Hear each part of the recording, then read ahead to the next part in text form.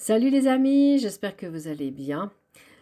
Concernant toujours les dioxines à Lausanne, je viens de faire une découverte en cherchant quelque chose. C'est toujours comme ça, je cherche quelque chose et je trouve autre chose. Et cette autre chose est toujours très intéressant. Je vais tourner l'écran et je vous montre. Convention de Stockholm sur les polluants organiques. La Convention de Stockholm sur les polluants organiques persistants est un accord international visant à interdire certains produits polluants. La convention a été signée le 22 mai 2001 dans la ville homonyme. Elle est entrée en vigueur le 17 mai 2004. Elle compte 186 membres et 152 pays ont signé.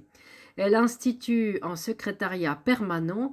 Celui-ci fut temporairement basé à Genève et définitivement attribué à cette ville le 6 mai 2005 par une décision consensuelle des États membres prise à Punta del Este en Uruguay.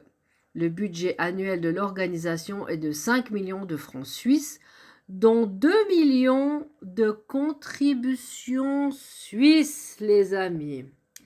La Convention interdit certaines substances chimiques très polluantes, faisant dans un premier temps partie des 12 vilains: l'aldrine, le chlordane, la deldrine, l'andrine, l'heptachlore, l'hexachlorobenzène, le mirex, le toxaphène et les polychlorobiphényls, BCB.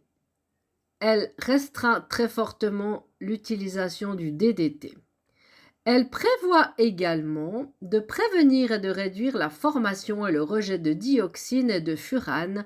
En 2025, trois polluants éternels sont ajoutés à la liste noire de la Convention. Un pesticide et 2 PFAS largement utilisés dans l'industrie et les produits courants.